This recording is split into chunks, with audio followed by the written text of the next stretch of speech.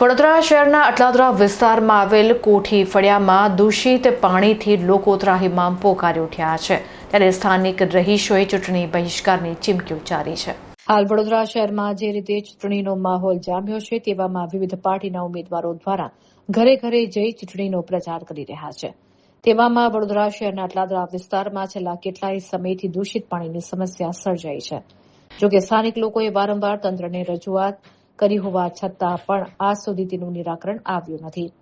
બીજી બાજુ ગત 5 વર્ષે ચૂંટાયેલા નગરસેવકોને સ્થાનિક લોકોએ વારંવાર રજૂઆત કરી છતાં પણ તંત્ર દ્વારા કોઈ પગલાં ન લેતા સ્થાનિકો દ્વારા ચૂંટણી બહિષ્કારની ચીમકી ઉચ્ચારવામાં આવી હતી। એક સ્થાનિકે જણાવ્યું હતું કે પાણી આપશો તો જ અમે તમને વોટ આપીશું, જો તમારે પાણી ન આપવું હોય તો અહીંયા વોટ લેવા આવશો નહીં, તેમ કડક શબ્દમાં ઉમેદવારોને સંભળાવી આપ્યો હતો।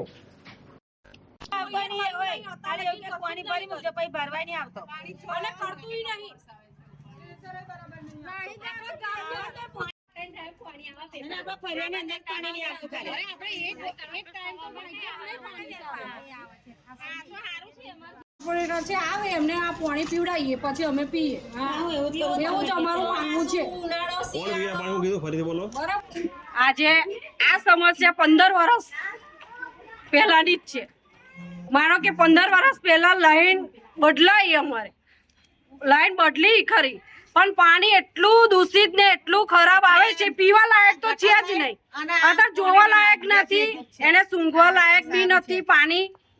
તો પછી છોકરાઓને બીમારી અત્યારે તમે એવું કહો છો કોરોના નીકળે છે, કોરોના આ કોર્પોરેશનમાં જ કોરોના છે, બીજો કઈ કોરોના નથી, કોઈ રોગચાળો નથી આવતો, કશું જ કશી વાતે આવતું નથી, પણ પાણી પીવાથી બધું જ થાય। જીવન જરૂરિયાત વસ્તુ શું છે? પાણી છે। નહાવા ધોવાથી મોડીને બધું જ પાણીથી થાય છે, તો પછી શું કરવાનું? રાંધવાનું તોય પાણીથી, આ જ પાણીથી કરવાનું છે। બોલો, બીમાર તો જો શરદી ખાંસી ઉધરસ તો કોઈને મળતી જ નથી, બરાબર છે?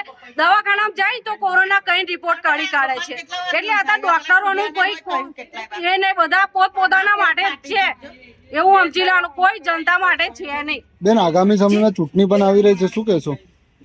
આગામી સમય જો ચૂંટણી આવી રહેશે, અમારી લાઈન બદલાશે, નવી લાઈન પેલું કામ થશે તો અમે વોટ આલવા બહાર નીકળીશું, બાકી આ ફરિયાની અંદર અમે વોટ આલવા કોઈને બહાર નીકળીએ નહીં। અને એવું સમજી લેવાનું કે અમે વેરાઈ બી ભરવા તૈયાર નથી। ઘર જેને ઉચકી લઈ જવું હોય લઈ જાય, લાઈનો ખોદી લઈ જાય તો કોર્પોરેશન લઈ જાય, લાઈટ બંધ કરી દે, જે કરવું હોય કરે, પણ અમે વેરા બી ભરવાના નથી। જો લગીન અમારો પ્રશ્નનું સોલ્યુશન નહીં આવે તો લગીન કઈથી વેરા ભરવાના?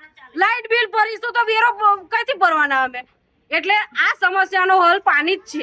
પાણીનો સમસ્યાનો હલ થશે ને તો રોડ રસ્તા બી ચેક કરી લો આવીને, બધી સમસ્યા અમાર છે, પણ મેન તો પાણી જ છે, અમારી જીવન જરૂરિયાત વસ્તુ પાણી છે, તો અમારે પાણીની જ સમસ્યા સોલ્વ કરશે તો જ અમે અહીં કોઈને વોટ આલવા નીકળીશું, બાકી અમારા વોટ ફેલ જશે।